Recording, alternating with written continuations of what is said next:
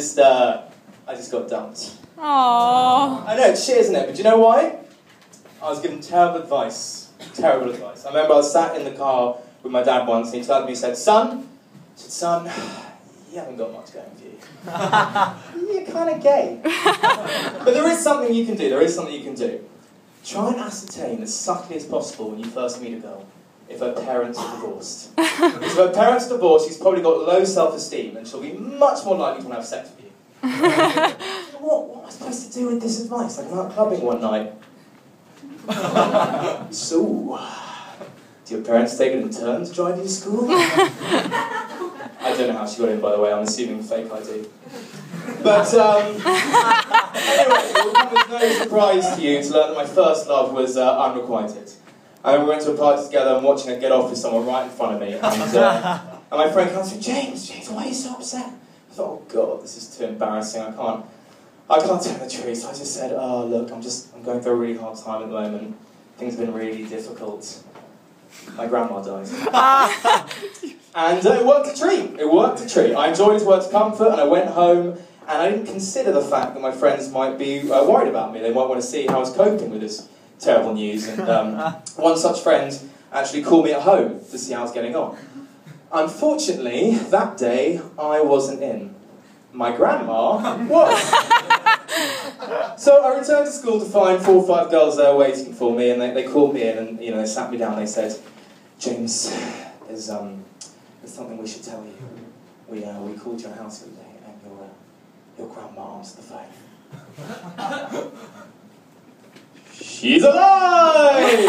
No, I didn't say that. But at any point in a lie, and this is from experience, you can go in one of 2 directions. You can either stay the course, or you can confess and beg for forgiveness. And I think, I'm confident saying, that I did what every other person in this room would have done.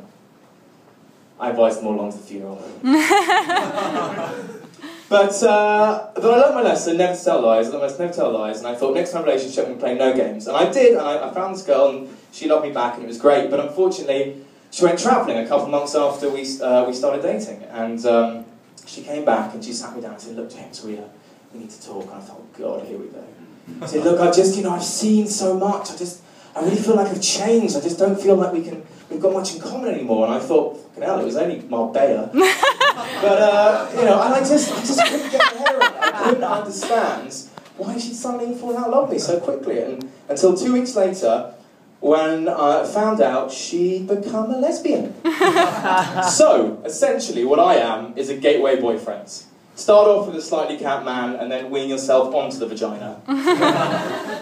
But without a doubt, the worst thing about breakups is having to picture the girl that you love with somebody else. We've all been there. You've seen it. Your friend be like, "Oh God, I just can't stop picturing them together. I love her so much. I just don't think I can go on anymore." That's most people. For me, it was more like.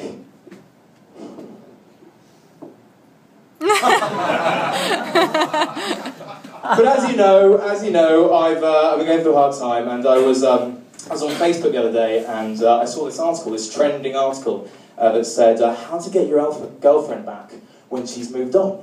But this is perfect, exactly what I need to read. And I read it through, and it was all the usual stuff, put distance between you, buy her flowers, kidnap her family. So it's nothing I hadn't already tried. So I went to bed thinking, well, that's a bit of a waste of time. Woke up thinking nothing of it. I woke up and I went on Facebook, and in my inbox I had all these messages from my friends saying, James, it's all over Facebook. You've just read this article that says how to get your old girlfriend back when she's moved on. Oh, shit. But and lo and behold, she'd seen it, and she'd seen that I read this. But it was all fine. I called her up and I said, "Look, I'm really sorry. I'm just going through a really hard time at the moment. Things have been really difficult. My grandma died." But, so I got dumped, and I was in a really dark place. And I don't mean to bring the mood down here, but I genuinely thought about ending it all. And, no, seriously. And one day, I was walking home, and I popped into the co-op, and I went to get some paracetamol, and I picked up the box and saw there was only 16. There's only 16 in the box, so that's not enough. Surely you need more than 16. So I got another box, and I thought, oh shit, I thought, I can't go to checkout with 2 boxes of paracetamol. They're definitely going to know what I'm doing. So I thought, I need to buy something else. What is the happiest thing in this shop? What is the antithesis of suicide? And then it hit me. Haribo. Fun size. So I went out to the checkout and I thought, look, I can't be too depressed. I don't want to give the game away.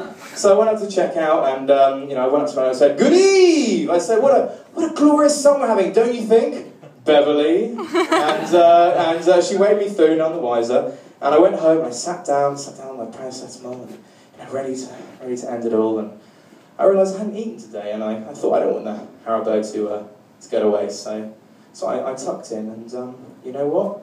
Fucking worked. Thank you very much. I've enjoyed today's show.